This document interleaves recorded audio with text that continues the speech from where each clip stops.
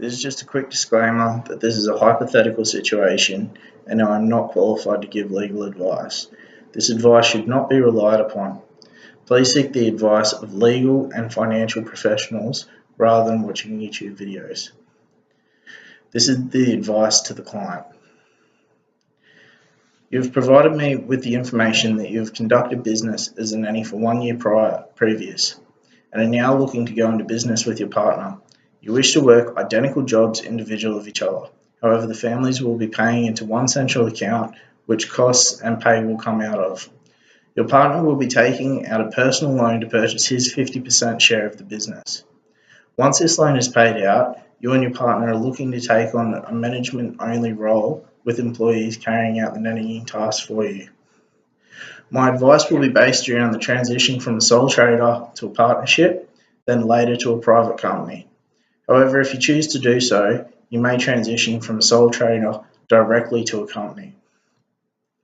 It is first important to distinguish your circumstances as a partnership from a joint venture.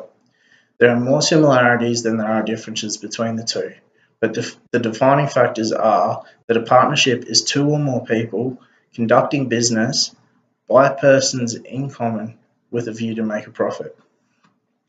The second defining factor in a joint venture is that joint venturers cannot bind each other as agents. This simply means that under a joint venture contract, one party is free to go find more work separate to the joint venture. Depending on the contract entered into, at its extremities, the party may be free to start a business in direct competition with the joint venture. From here, it is irrelevant to further discuss joint ventures. However, if you have any further questions about them, I'll be more than happy to answer. Before I specifically talk about partnerships, I would like to quickly discuss some similarities to the sole trader structure. You provided that you worked for yourself for a period of 1 year without seeking legal advice beforehand. I'll quickly fill you in so you understand some of the later concepts. A sole trader means that you're working for yourself. It carries with it some particular benefits and burdens that other business structures do not. Partnership, as described above, is essentially two or more people working together in an ongoing business to make a profit. However, they are subject to more laws, regulations, and rules about how they conduct business. The first similarity between sole trader and a partnership is that the business does not carry its own legal entity. Therefore, you as a person are the legal entity for the business. This means that the business does not have the capacity to operate separate from you or your partner. For example, the business cannot own assets in its own name. The assets are under your name. The second being that you and your partner are the legal entities for the business. You two are personally liable for anything that may go wrong. This is called unlimited liability. For example, any debt associated with the business is your personal debt shared between you and your partner, and failure to repay it may result in bankruptcy or repossession of personal items. Thirdly, partnerships are not required to be registered unless you choose to carry on business under a name other than that of the individual partners. A fourth point of liability stands separate from the sole trader structure. It is that partners are exposed to tortious liability and vicarious liability, being that each partner is equally responsible for the actions of the next. Partnerships carry with them more regulatory requirements than that of a sole trader. They are governed by the Partnership Act in Queensland, and under this Act, partners owe a fiduciary duty to each other. A partner must not compete with the business and must put the business's best interests at the heart of his or her actions. Now that I've discussed liability, I'd like to take a moment to discuss limited liability. Normally we would discuss trusts in this instance, however you have instructed me not to do so. Other instances of limited liability in partnerships require at least one partner to be a general partner and the other to be limited.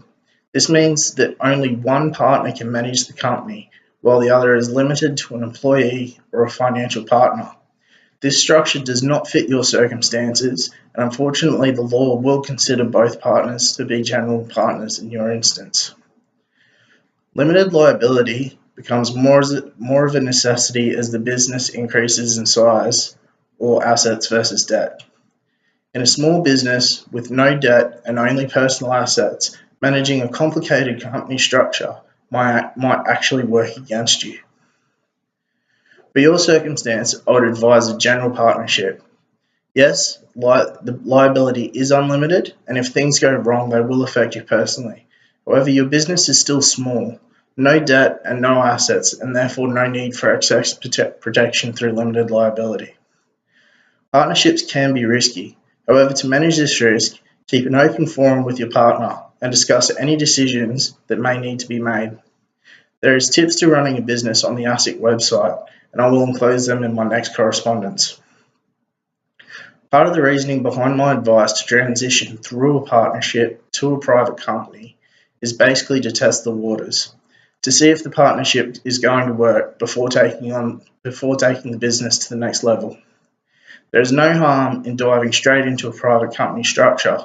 However, it is definitely overkill for what is needed when it is just you and your partner working together. It is also important to note that there is provision for hiring staff under a partnership. However, I believe that for your circumstances looking into the future, remaining as a partnership would not be a good fit based on liability alone. So firstly, what is a private company? A private company is also known as a proprietary company, one that is limited by its shares. It can have no more than 50 non-employee shareholders and must not engage in public fundraising. The specific requirements for this structure are that it must have at least one shareholder and one director. One director being an Australian resident, and you and your partner can both be directors and equal shareholders under this scheme. A private company may also have a provision in the Constitution giving the directors the discretion to refuse to register a transfer of shares. So why expand to a proprietary company? The answer is simple: limited liability. As your business grows, so do your liabilities. A proprietary company holds its own legal entity, meaning the business now has the capacity to step into your shoes and carry all the responsibilities that you once would have. This also means that if the company fails, only personal liabilities lost are the costs of the shares that you have in the company. This is known as the corporate veil. The liability limited here is not always guaranteed. The courts and legislation in some instances have, the legislation and courts in some instances have the ability to lift this veil, to make the directors and shareholders personally liable. The main example of this is insolvent training, using the company to avoid legal obligations or duties, such as restraint of trade. So let's talk about setting up the company. It should be noted that the ASIC website has some extremely good instruments to assist understanding. If you would like, I can have these posted out to you. The first step beyond all would be to go seek renewed legal and financial advice from qualified professionals to determine if a company is still the best fit for you. The second step would be to thoroughly understand your legal obligations as a director and a promoter before that. A promoter is someone who takes the lead in the grey area of time just before and just after a company is set up. A promoter has a fiduciary duty to the company to act in good faith. This simply is because in such early times, there are such large opportunities for fraud. In my next correspondence to you, I'll be including a list of statutory duties and obligations that you must fulfill as a company director. But in the meantime, I would like to direct your attention to record keeping. As a direct extract from the ASIC website, as a director, the law makes you personally responsible for keeping proper company records. You must see that the company keeps up-to-date financial records so that correctly record and explain its transactions, including transactions as a trustee, and explain the company's financial position and performance.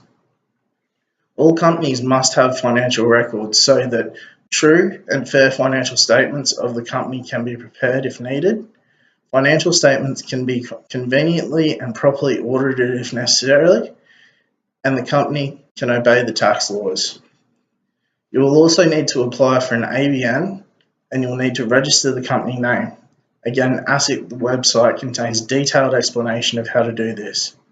The final step of registration is a Form 201 to register the business as a company. Finally, ASIC provides a short list that I find extremely helpful.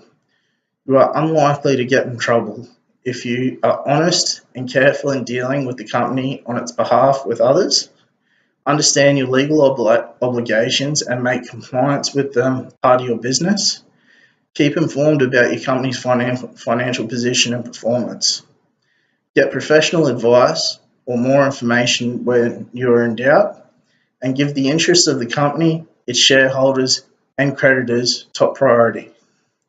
Thank you.